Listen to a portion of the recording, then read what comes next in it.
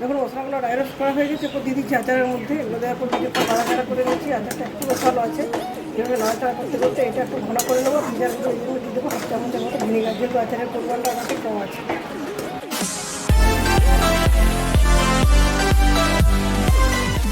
বন্ধুরা আমার চ্যানেল নতুন করতে আপনাদের সবাইকে স্বাগত জানাই। বন্ধুরা এখন দেখছেন কাঁচা আমের মৌসুম চলছে। কাঁচা আম ফিরে যাওয়ার আগে কাঁচা আম দিয়ে বিভিন্ন ধরনের আচার রেসিপি বানিয়ে নেবেন। আমি একটা নতুন ধরনের আচারের রেসিপি আপনাদের সাথে শেয়ার করছি, খুব সহজ।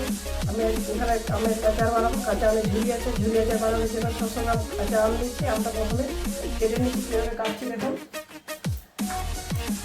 তবে আমি একটু গোটা দিকটা ফেলে দিচ্ছি, আবার খোসাটা খুব ভালো মতো করে ছাড়িয়ে দিচ্ছি।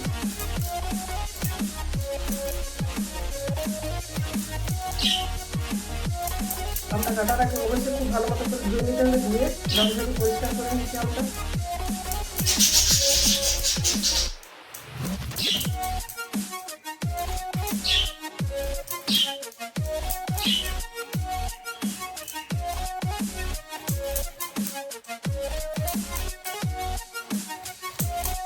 আমটা খোসা ছাড়ানো হয়ে গেছে, আমটা এবার কেটে দেখাচ্ছি।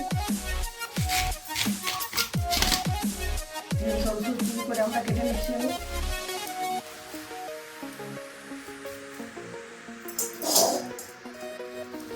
একটা খোসা ছাড়ানোর পরে এভাবে ঝুড়ি ঝুড়ি করে কেটে নিচ্ছি। এভাবে সমস্ত আমগুলো খোসা ছাড়িয়ে ঝুড়ি ঝুড়ি করে কেটে নিয়ে ফিরে আসছি। যখন মধ্যে আমের সমস্ত ঝুড়িগুলো কাটা হয়ে গেছে, এখন দিচ্ছি পরিমাণ মতো লবণ, চিনি। এই আচারটা তেল ছাড়া বানাবো। চিনিটা আমি কী ধরনের টক সে অনুযায়ী অ্যাড করবেন। আমরা খুব বেশি টক নয়, মিডিয়াম। এই জন্য প্রায় 3-3.5 মতো চিনি অ্যাড করলাম। সবটা খুব ভালো মতো রেখে দিচ্ছি 3 ঘন্টার মতো। ফিরে আসছি 3 ঘন্টা পর। 3 ঘন্টার মধ্যে চিনিটা গুলে যাবে এবং চিনির সাথে আমটা এবারে ভিজে থাকার কারণে আমরা আচারটা যখন বানাবো তখন এই ঝুড়িগুলো ভেঙে যাবে না। তো চলো বন্ধুরা ফিরে আসছি 3 ঘন্টা পর। যখন বন্ধুরা ফিরে এলাম 3 ঘন্টা পর, 3 ঘন্টা সময়ের মধ্যে লবণ চিনি মাখানোর কারণে সমস্ত চিনিটাও গুলে গেছে। চিনি রসের মধ্যে অনেকক্ষণ আগে টুকরোগুলো ডুবেছিল। এবার এগুলো লো টু মিডিয়াম হিটে বসে দিচ্ছি। আস্তে আস্তে রান্নাটা হয়ে থাক। ফিরে আসছি 10 মিনিট পর। দেখুন বন্ধুরা ফিরে এলাম 10 মিনিট পর। 10 মিনিট সময়ের মধ্যে আমটা অনেকটা সিদ্ধ হয়ে গেছে। যেহেতু চিনিটা অনেকক্ষণ বাকিয়ে ভিজানো ছিল 3 ঘন্টার মতো, আমের ঝুড়িগুলো দেখুন গোটা গোটাই আছে, অথচ সিদ্ধ হয়ে গেছে।